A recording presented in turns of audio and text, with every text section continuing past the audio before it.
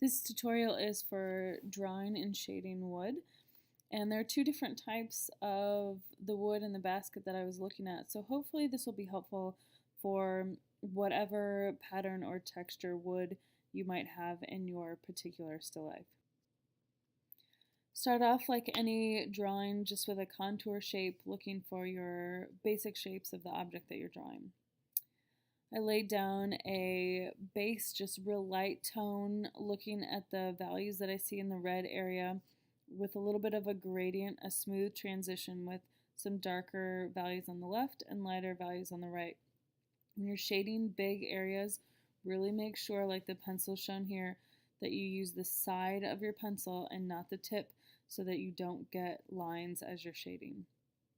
This shows that basic gradient that I had to start off with a little bit of a darker value on the left and transitioning to some lighter values on the right. I put in a little bit of the value on the top of the basket, or I guess maybe it's the inside or back of the basket, but I'm not really concerned about that wood for this tutorial, just to give us an idea of what's behind there and show that edge against the lighter part of the basket. That's a really nice highlight. After I got in my basic gradient, I took a stick eraser to put in some highlights where you see that kind of texture and lip of the wood.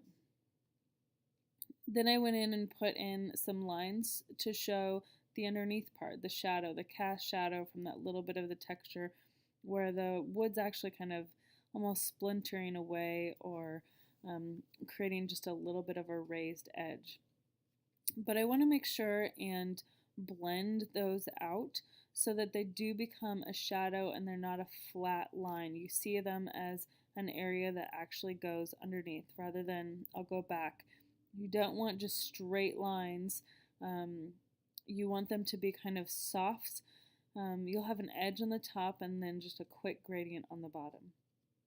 I added more lines on the right, varying my lengths of my lines, so I have some that are short, some that are a little bit longer. I'm not concerned about making it exactly how I see. I just want to imply that texture and imply that wood feel. Don't drive yourself crazy by putting every line exactly where it should be.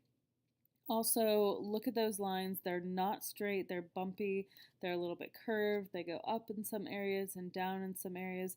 And you can refer to the actual drawing to give you some ideas of what sort of line shapes you might be creating. I added a little bit more contrast on this side, making those cast shadows go back and underneath a little bit more. The more contrast you have, the better. And you see that in the next slide, where I've really made it even more dark, really intense dark areas there, and also adding some more shapes where I see some dark values like on the left side and a little bit on the far right where there's some overall bigger shapes. I started to put in the values on the bottom of the wood. This wood is a little bit different texture. It's not so rough and rugged. So it'll be done in a slightly different way, but basically going through the same steps. After I got in my base value, I put in that shadow that's cast underneath, showing that the red part is on top and the other part of the wood goes underneath it, and that's where you get that really dark shadow. Next, I added my big shapes of light and dark that I saw building up as I go, so I have some light, some medium, some darker areas of basic shapes in the wood.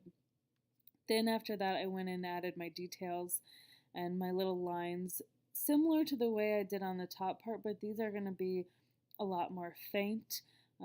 They're smaller, they're thinner, they're a little bit shorter because of the difference in the type of wood that I'm seeing. So think about that. Think about how long those darker areas are in the particular wood piece that you may be looking at. I also went in and put in a little bit more dark values over top of the shading and details that I had created so far to make it a little bit more accurate and match my values a little bit more in the particular piece that I was looking at. Hopefully this tutorial will help you no matter what type of wood grain that you might be drawing in your still life. Remember, the most important things are: look at the line that you have in that grain and how thick or thin it is, and really looking at the way that it kind of is bumpy or curvy and not making straight lines. Those are my recommendations. Hope it helps.